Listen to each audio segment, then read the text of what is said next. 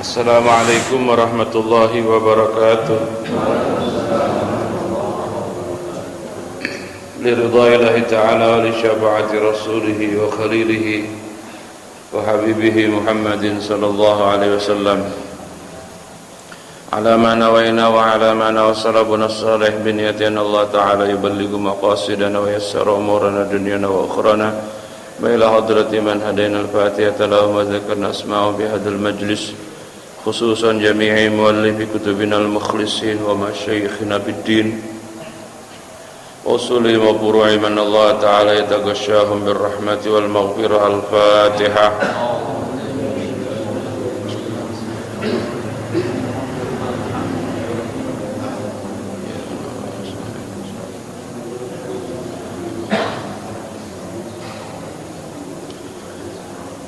A'udzu billahi minasyaitonir rajim. Bismillahirrahmanirrahim. Qala Syekhul Imamul Muallif rahimahullahu ta'ala wa adaman naf'a wa bi barakati ulumihi bid-darain. Ya rabbal alamin wa ya mujibas sa'ilin. Fayaqulu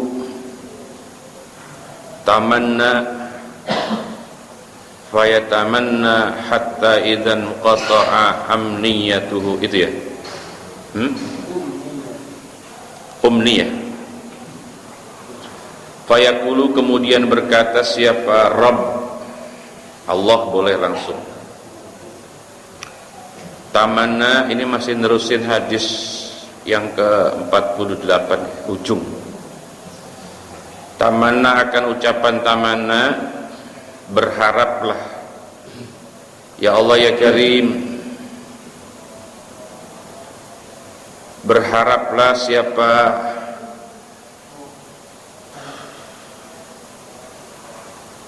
ini fa'ilnya ini. Ini hadis sebelumnya panjang sekali ya.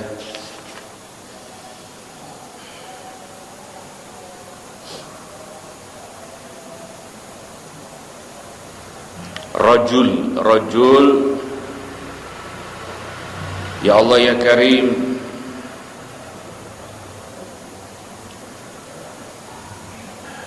wa yabqa rajulun bainal jannati wan nar. Lah itu panjang. Laki-laki yang terakhir masuk apa? Surga. Fayaqulu, berkata siapa? Rabb, tamanna, berharaplah kamu. Fayatamanna, kemudian berharap siapa? Rajul. Hatta idzan qata'a, sampai habis atau terputus perkara yang diharapkan rajul. Qala, berkata siapa? Allahu azza wa jalla, zid min kadza wa kadza. Zid, tambahkanlah olehmu, min kadza, akan seperti ini. Ya Allah ya Karim, al-manna wa kadza, dan seperti ini al-manna. Ay akbala, mananya menghadap siapa? Rabb. Yuzakkiruhu, hal keadaan. Tadi boleh dibaca amniyatuhu, boleh dibaca umniyatuhu, boleh dua macam. Yuzakkiru, hal keadaan mengingatkan akan rajul siapa? Rabbuhu, Tuhannya rajul. Hatta idzan tahat, sampai mentok. Mentok itu ya habis. Bihi, dengannya rajul, apa? Al-amaniyu, perkara yang diharapkan. Qala, berkata ya Rabb atau Allah, laka dzalika wa misluhu ma'ahu. Laka, yaitu bagi kamu, dzalika, adapun yang demikian itu, apa itu ya? Amniyatuhu, tadi baliknya ke sana. Wa mislu, hal keadaan adapun seumpama dzalik, yaitu ma'ahu, besertanya rajul. Wa an Abi Sa'idin, dan diriwayatkan dari Abi Sa'id, ini akan ucapan ini sesungguhnya aku, Abi Sa'id, yaitu sami'tuhu mendengar aku akan rajul, akan nabi, yaitu sami'tuhu mendengar aku akan nabi, yaqulu hal keadaannya bersabda ya nabi, laka dzalika, akan sabda laka dzalik, laka yaitu bagi kamu dzalika, adapun yang demikian itu, ya Allah ya Karim, ma sa'altahu, sesuatu yang kamu minta, wa asyratu amthalihi, dan 10 sepadannya atau seumpamanya dzalik. Hadirin, ini cerita laki-laki terakhir yang masuk apa? Surga. Yang cerita panjangnya sudah kita sampaikan. Cerita orang minta diselamatkan dari surga, sampai di situ doang mintanya. Iya. Ternyata begitu apa? Dibuka pintu surga, aromanya apa? Sangat luar biasa. Minta apa? Minta dideketin ke surga. Cuman sampai di situ mintanya iya, nggak minta lagi. Nggak. Ingat nggak cerita itu? Bulan kapan? Bulan kemarin. Wah, sebulan yang lalu. Nah, ketika sampai di pintu surga, diperlihatkan surganya, minta lagi. Minta apa itu? Minta masuk. Minta masuk itu ya, sampai situ sebetulnya Allah sudah nyinggung, tapi sambil tawa. Katanya mintanya sampai situ doang, ternyata apa itu? Kalau minta boyo tanggung, langsung mintanya masuk surga gitu.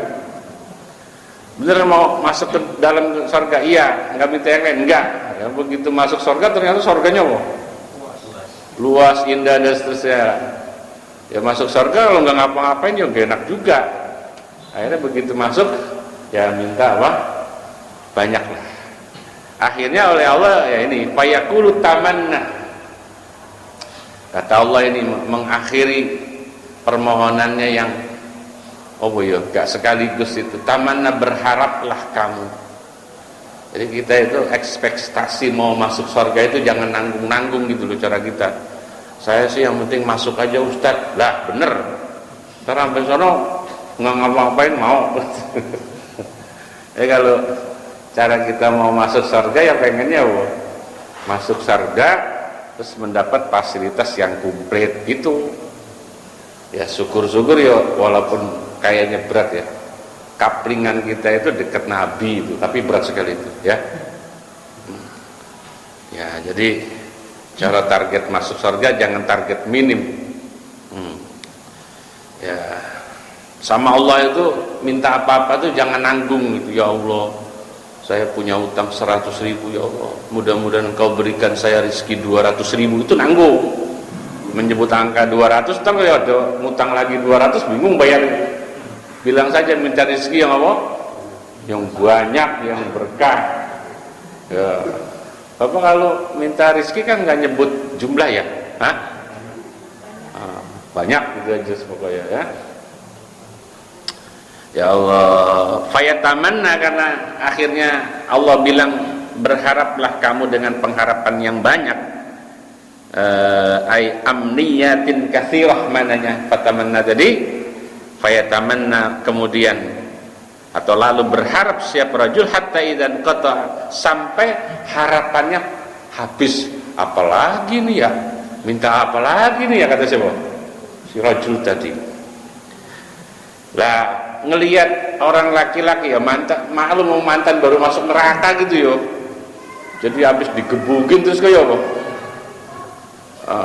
Beda mungkin orang yang nggak mampir neraka kan, mintanya langsung komplit banyak. Oh ini habis diseksa di neraka terus minta banyak ya, kayak izin apa gimana ya? Ya udah selamat saja alhamdulillah, kira-kira begitu dah. Tapi nggak gitu, kalau sudah masuk yang minta lagi yang banyak gitu. Maka ketika pengharapan si rajul tadi sudah mentok, qala Allahu azza wa jalla zid min kadza wa kaya, nambah lagi, minta apa lagi, ayo minta apa lagi ya, minta zid min kadza wa kadza, seperti itu. Maksudnya Allah mengatakan zid min kadza wa kadza ay aqbala. Ini pernah ya kejadian ini, ada orang miskin, orang susah, itu saking susahnya itu apa ya bahasanya, nggak enak hati ketika orang susah itu dibantu ya, yang bantunya ya pokoknya supaya orang itu gak susah lagi. Pak, Bapak belum makan tuh, sini masuk ke rumah saya. Biasa tuh kalau orang susah begitu masuk ke rumah orang kaya itu, yo saya duduk Pak, sini aja dah gitu. Yang penting kan ya bisa makan gitu kira-kira ya. Kira-kira apa itu kalau begitu orang? Malu. Begitu apa itu namanya dikasih disuguhkan makan, tiba-tiba yang sebelah sono yang penghuninya lagi makan ya disediain nasi, saya pengen itu ngelihat apa, ada sate, ada sop, makanya masuk aja ke dalam, yuk ya, kira-kira begitu gambaran orang yang apa, baru keluar dari neraka terus dia masuk ke surga, jadi yuk malu-malu mintanya sama Allah. Maka ketika sudah kenyang atau bagaimana kemudian bengong ngelihat surga itu, ya Allah isinya luar biasa, fasilitasnya komplit, bengong itu. Perkataan zid kada wa kada itu mana ay aqbala yuzakkiruhu rabbu. Kalau kita ya ditegur, ayo minta apa lagi, kata Allah. Kata Allah apa? Yuzakkiruhu rabbuh, diingatkan sama Allah itu, ayo hatta idzan tahat bihil amani, ayo minta lagi sampai benar-benar habis permintaannya. Coba permintaannya rajul tadi. Akhirnya kata Allah, qala lakadzalik wa misluhu ma'ahu. Yang kamu peroleh itu sesuatu yang teman-teman kamu juga dapat tuh, yang sudah masuk surga dua tuh. Kamu dikasih istri satu, kok mintanya satu. Tuh teman kamu 100, minta 100 dulu. Cara apa? Ya surga itu. Ya contohnya nggak enak ya, istri ada orang perempuan itu. Ya kita kan sering dengar hadisnya begitu ya. Saya kalau dibalik juga rada susah jawabnya. Orang laki nanti dapat bidadari 100. Ntar kan orang perempuan nanya lagi, saya dapat berapa? Itu saya nggak bisa jawab itu. Mungkin ada yang bisa jawab ini, ada. Ibu mungkin mau bertanya gitu nggak Bu kira-kira Bu? Enggak, kalau orang perempuan nerima aja sih ya. Ya kan kita pernah dengar tuh. Coba ini suara ibu-ibu ya, bapak-bapak jangan komen ya. Jadi ada hadis bunyinya di salah satu kenikmatan surga itu nanti Allah kasih apa? Ya Pak Kendar namanya kurang semangat nih. Pak Kendar nanti dikasih bidadari 100 itu. Tapi di antara 100 ada yang paling cantik Pak Kendar. Semuanya cantik tapi ada yang apa? Itu istri Pak Kendar. Oke. Ini kan biasanya istrinya ngaji nggak kan? Oh enggak ngaji. Bu, cara misalnya nanti suami ibu dapat apa itu bidadari 100 yang paling cakep ibu. Terus ibu mau ngomong apa Bu? Oh, nerima kalau ibu gitu. Ya, jadi kalau cara di dunia ini nggak ada wanita yang mau dimadu, betul Bu ya? Biasa aja dong, jawabnya langsung gas ya.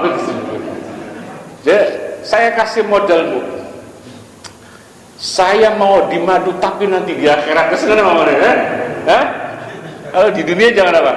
Jangan dimadu. Nanti saya di akhirat apa? Siap dimadu walaupun 100 orang. Iya, akhirat tuh. Nah, yang saya pikirin kalau misalnya suami ya, seorang suami itu di dunianya kok istrinya 2 apa 3, lantar apa di sana apa 200 apa 300 gitu kali ya? Wallahualam itu Allah. Ya kira-kira yang paling cantik istrinya ya, berarti istrinya 2 ya, di antara 100 ya 2 orang paling cantik itu. Tapi pastikan di akhirat itu udah nggak ada cemburuan. Di akhirat masih cemburu aja.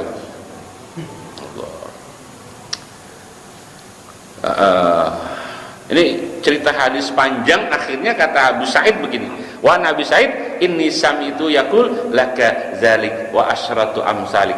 Di riwayat yang lain saya mendengarnya begini. Ini kan hadis riwayat siapa tuh Pak? Coba cek di depan. Abu Bakar apa siapa? Oh, Abu Hurairah. Versi Abu Hurairah bilangnya apa? hatta idzan tahat ya qala laka dzalik wa misluhu ma'ahu. Tapi versi Abu Sa'id, kalau saya dengar Nabi ngomongnya enggak gitu. Inni sami'tu yaqul laka dzalik, lakanya sama. Abu Hurairah meriwayatkannya wa misluhu ma'ahu, tapi versi Abu Sa'id bilangnya apa? Wa asratu amsalihi. Ya kalau saya ya biar ketemu hadis antara versi Abu Sa'id sama Abu Hurairah ya tinggal fotokopi aja lah ya, fotokopi Pak 10 balik istilah foto ya. Dan ini hadis yang sangat panjang dan tertunda lama ya. Lanjut hadis ke-49, an Abi Bakrin ya Allah As-Siddiq radhiyallahu anhu annahu qala, bersabda Rasulullah SAW, annahu bahwasanya Abi Bakar As-Siddiq yaitu qala berkata, ya Abi Bakar li Rasulillah kepada Rasulullah sallallahu alaihi wasallam, alimni du'aan ad'u bihi fi salati, alimni Abu Bakar minta diajarkan doa. Saya kalau lagi sholat tuh baca doanya apa? Alimni, ajarkanlah kepadaku, kata siapa? Abu Bakar. Doaan akan satu doa, ad'u yang bisa berdoa aku bihi dengannya doaan tadi fi sholati, di dalam sholatku. Fi sholati ini kalau melihat hadis waktu sholat, berarti ada doa yang kita baca waktu sholat. Kapan bacanya itu? Sebelum salam. Sebelum salam. Apa doa yang diajarkan Nabi kepada Abu Bakar? Qala, berkata ya Rasul, kul Allahumma inni zalamtu nafsi zulman katsira. Apa Pak? Allahumma inni zalamtu nafsi zulman katsira. Jadi sebelum salam tuh fil alamina innaka hamidum, baca di situ Allahumma inni zalamtu nafsi apa?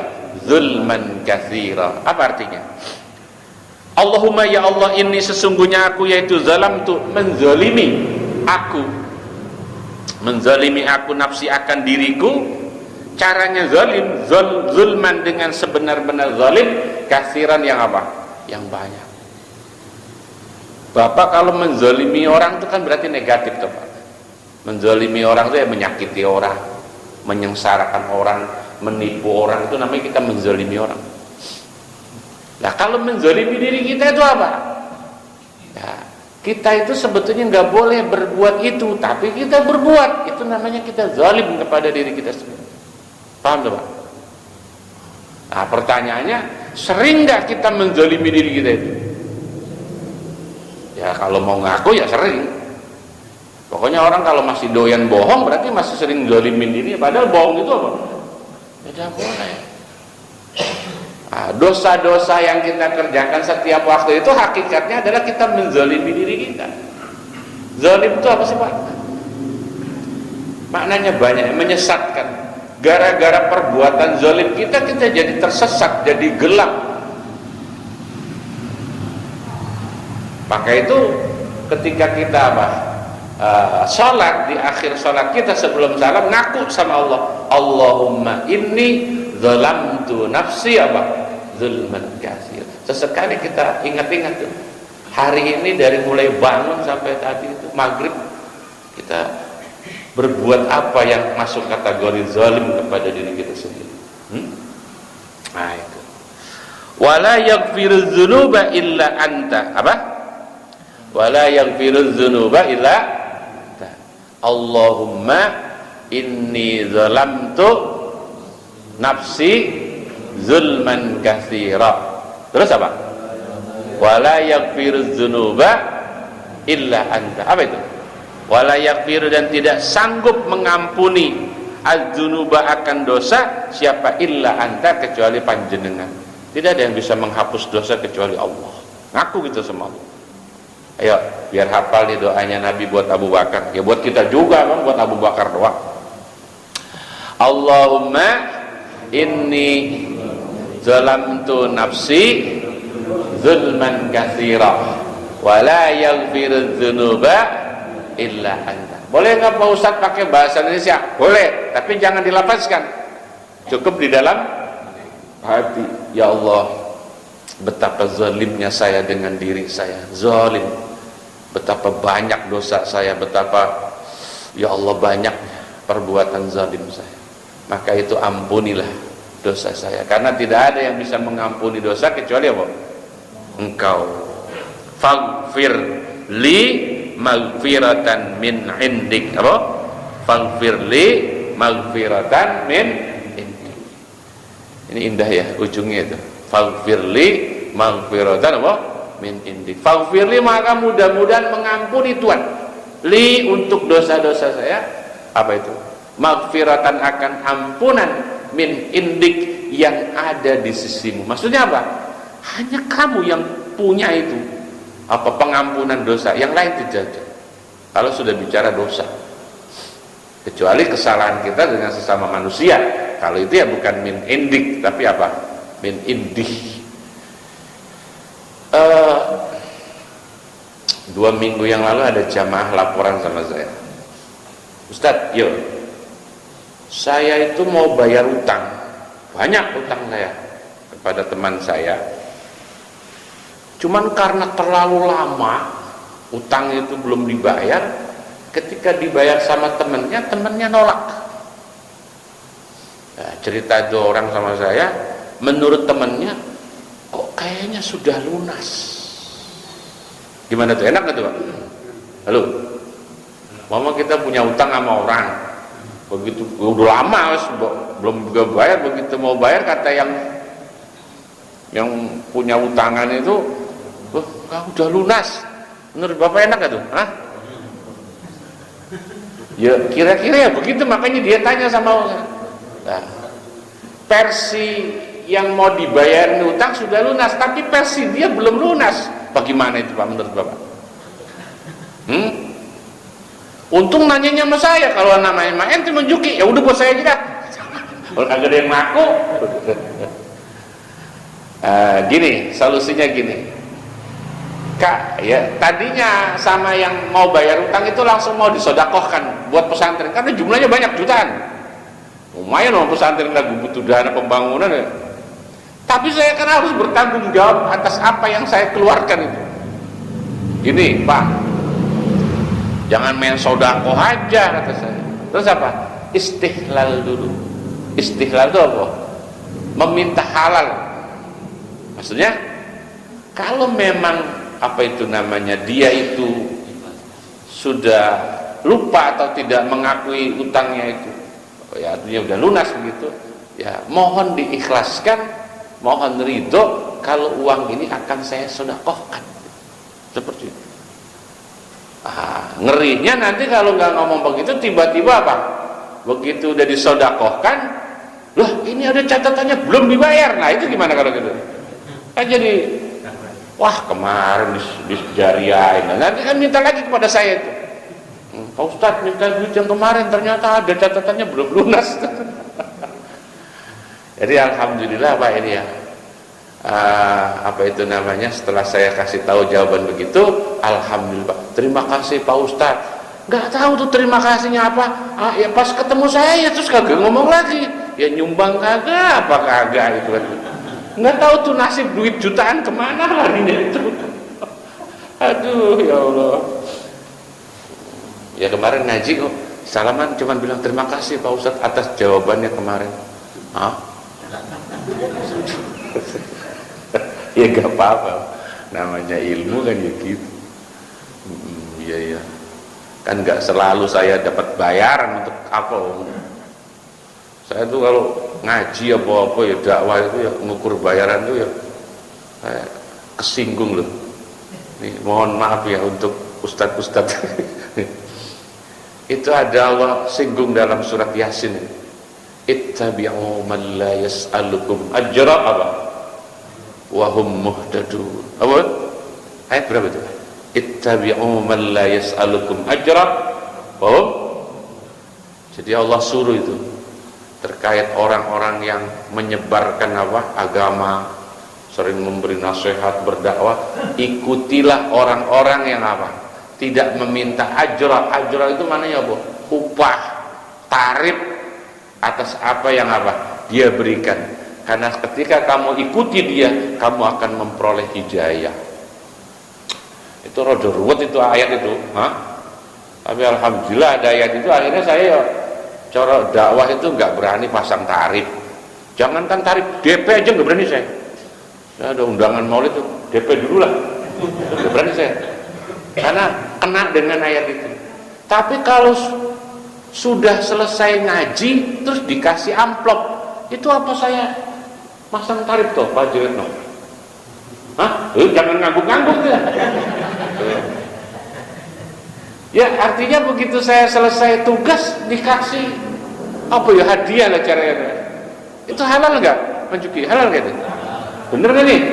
Ya bendahara masjid siapa? Halal nggak? Bukan kemarin ada kurang enak dimakan. Saya kan nggak minta dah. Minta nggak saya? Ya enggak.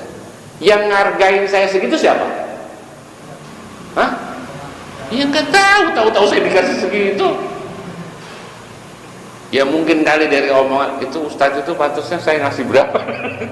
Ya mungkin ada pernah mengundang. Ya kalau mau ngasih hadiah jangan cari pantasnya berapa, ya punyanya berapa. Oh, saya punya uang 10 juta nih Pak Ustadz, saya mau ngamplopin Pak Ustadz 10 juta, tapi kata Haji Retno di masjid pengasihnya 300.000 ya. Akhirnya tuh orang mau ngasih 10 juta kan gak jadi gara-gara Haji Retno. Jangan begitu Haji Retno, itu sentimen namanya. Itu saya pasangannya langsung jatuh lagi tuh. Ya kan orang mau hadiah kan jadi berubah tuh, Ya kadang memang kalau nggak pakai tarif tuh resikonya begitu emang ya. Ya terima aja kan. Antesan tuh Ustadz rada ngampleh gitu ya. Tapi pastikan Pak, Ustadz yang memang ya Ustadz kampung, kalau itu Ustadz kampung, bukan Ustadz kampung nggak ada begitu. Ustadz kampung itu Ustadz yang nggak pernah mikirin tarifnya berapa, pokoknya ngomong bla bla bla bla, semangat bla bla bla, lah ujungnya dikasih berapa. Coba kalau dari awal aja ngasihnya, itu terpengaruh itu. Aduh, hadis mestinya nyampe 5 paling atuh. Karena apa? 300 mintanya 5. Ya tapi kan ya ini ngomong ngeboro. Ya jangan serius lah itu. Artinya naudzubillah tidak ada maksud itu. Ya Allah, ini gara-gara apa saya ngomong begini? Jadi kemana-mana itu.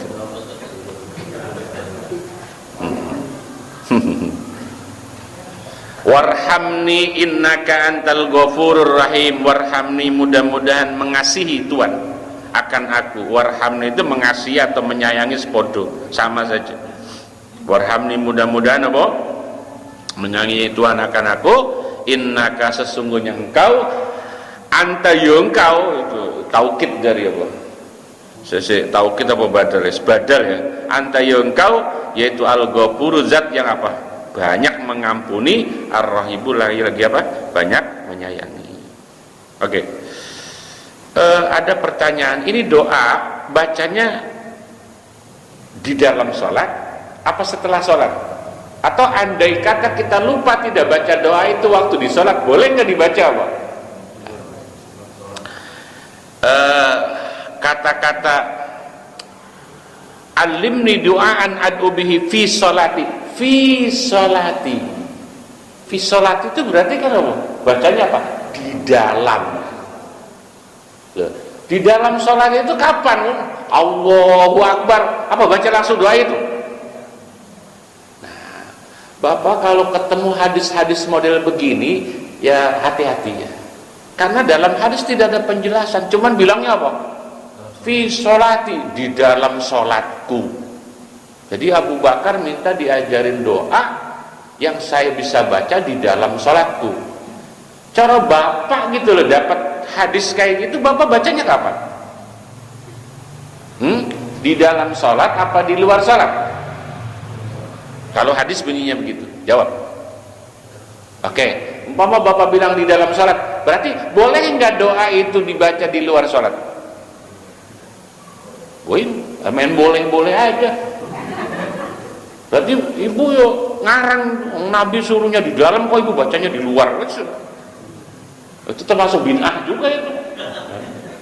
Sekarang kalau umpama di dalam sholat, di dalam sholat itu di awal, di tengah, apa di akhir? Apa nggak bingung tuh Pak?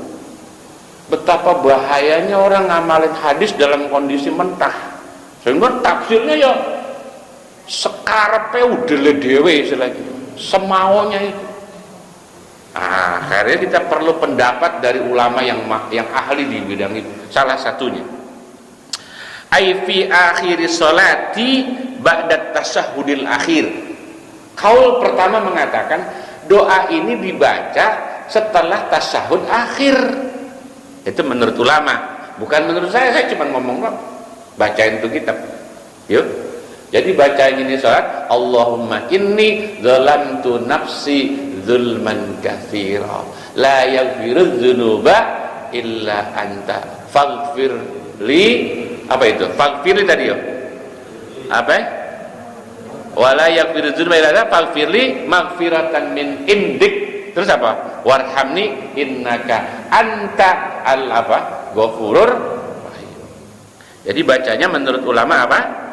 Setelah wa qablas salami, dan sebelum salam. Itu yang dimaksud di dalam sholat. Dari awal sholat nggak cocok baca doa di situ.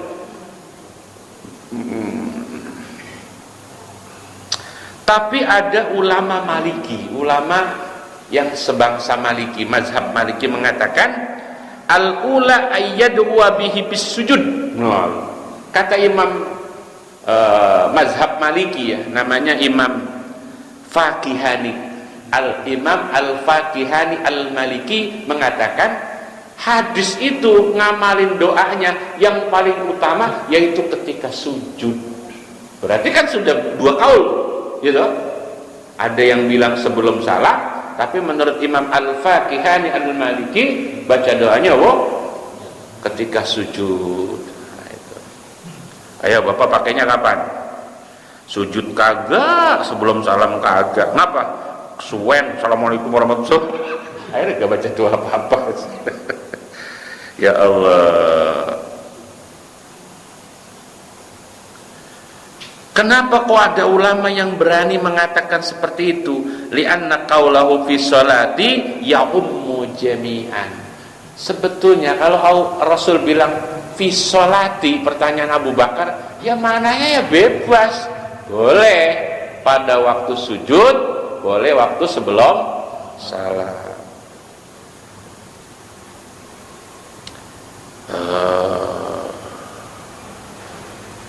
Nah, di sini tidak ada satu ulama pun yang coro ngasih kaifiyah setelah salam, tidak ada.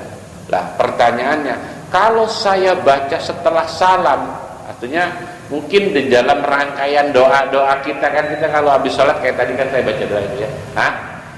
Baca doa apa weh? Ya panjang lah. Boleh nggak dalam redaksi urutan doa-doa saya masukkan? Ya boleh saja, doa itu ya tergantung kebutuhan dan di mana Anda mau baca, itu tidak apa-apa ya. Nah, tapi berdasarkan hadis Nabi ini yang dikomentari oleh ulama, dua tempatnya. Pertama qablas salam, setelah tasyahud akhir, tapi yang afdal waktu sujud. Jadi di luar sholat pun boleh. Paham Pak? Lanjut hadis ke-50. An Ibnu Abbas radhiyallahu anhuma. Nanti yang belum hafal, yang belum bisa, tinggal nanya tuh sama yang punya kitab ya. Nah, itu ada doa dari Nabi ya. Sudah saya ijazahkan itu. Silakan diamalin saja ya doanya. An Ibnu Abbas radhiyallahu anhuma anna raf'as sauti bidzikri. Nah, ini terkait orang zikirnya mengeluarkan suara, bahkan sampai keras, la ilaha illallah. Apa hukumnya? Masing-masing punya dalil. Dalil ini, dalil hadis Imam Bukhari nomor 50 ini menunjukkan bahwa berzikir dengan suara yang keras itu yang pertama tidak dilarang. Ingat ya, berzikir dengan suara yang keras tidak dengan catatan lah. Maka untuk sebagian orang yang zikirnya tidak mau keras, bertentangan dengan hadis Bukhari ini. Ya, apa bunyinya?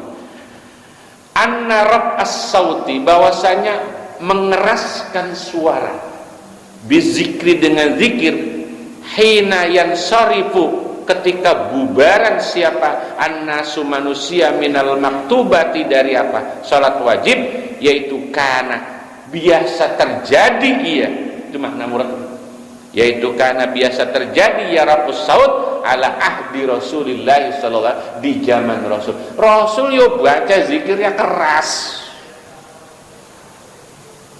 Ayo, ada yang nggak mau baca zikir keras-keras?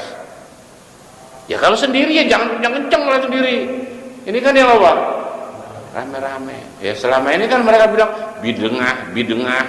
Lah ini hadisnya, hadis ke-50 Imam Bukhari, anna rab as-sauti zikri, anna rab as-sauti bizikri hina yansarifun nas minal maktubah kana ala ahdi Rasulillah. Yang penting orang sudah tidak terganggu sholatnya, sudah pada apa? Ya ada yang udah pulang dan seterusnya. Tapi kalau sholat belum selesai, jangan sampai kenceng-kenceng. Kenapa? Ya mengganggu orang sholat. Selama ini kalau kita wiridnya kenceng, masih ada yang sholat nggak? Ya kalau sholatnya semua dari awal bareng, ya kagak ada yang sholat, orang sholat jamaah. Jadi pastikan bahwa hadis ini menjadi dalil bahwa Rasul Shallallahu Alaihi Wasallam pun biasa berzikir dengan suara keras. Apa alasannya Nabi berzikir dengan suara keras? Oke, ini saya memakai pendapatnya para ulama lagi.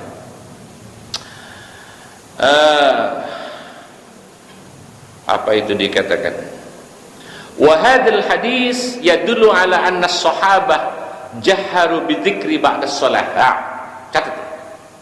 Hadis ini menunjukkan bahwa ini menjadi dalil bahwasanya para sahabat di zaman Nabi biasa mengeraskan zikir ketika setelah sholat. Itu catat hadisnya. Lakin fi ba'dil awqat, tapi berzikir dengan suara keras itu nggak setiap waktu. Lihat momennya dulu. Kalau sholat tengah malam yang orang semuanya pada tidur, orang istirahat, ya jangan kenceng-kenceng. Maka kegiatan yang kalau sudah malam Pak, atau tengah hari bolong, ini biasanya ibu-ibu nih, Bu, ibu-ibu pengajian di tengah hari bolong, speakernya mana tuanya nyanter banget itu, Masya Allah, ya Allah, ya Allah.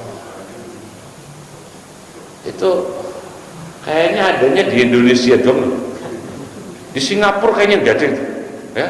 Mau pengajian nenek-nenek pada apa?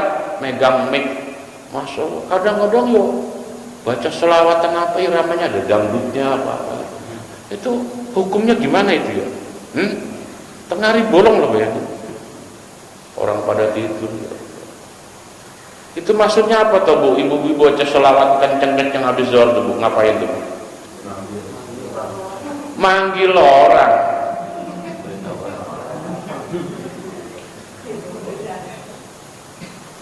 Cuma berhasil nggak tuh Bu? Ibu mah ngajinya mulainya jam 1, jam 12 udah begawakan. Oh, semacam-macam lah. Berhasil nggak manggil orang itu?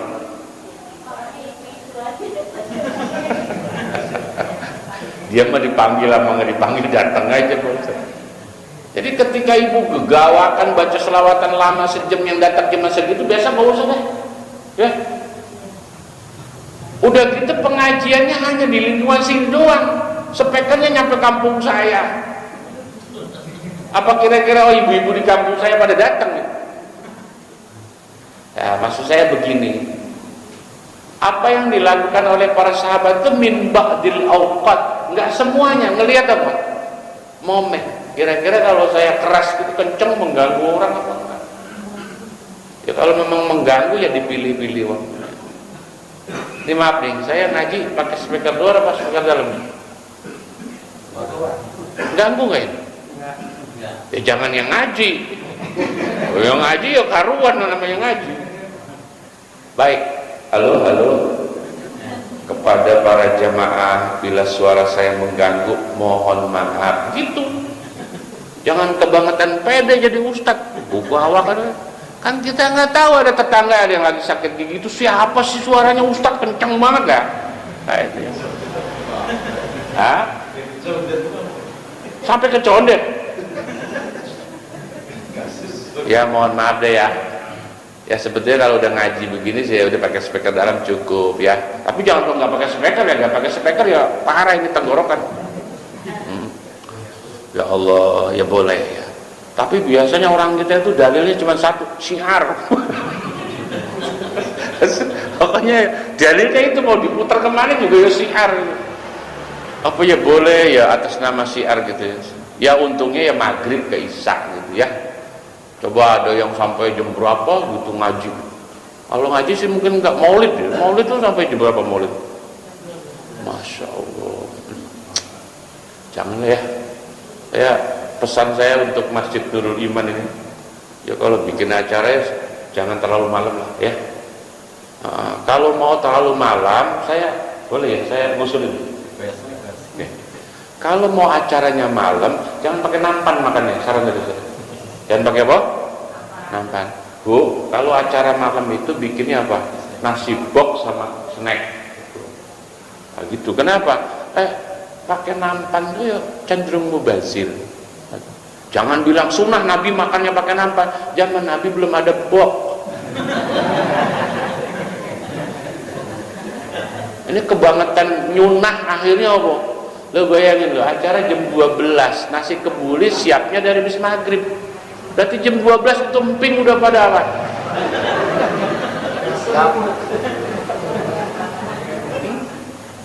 Ya model orang-orang yang menjaga apanya udah gak bawa kalau mau makan itu. Betul ya? Setuju ini? Jangan setuju doang, praktekin.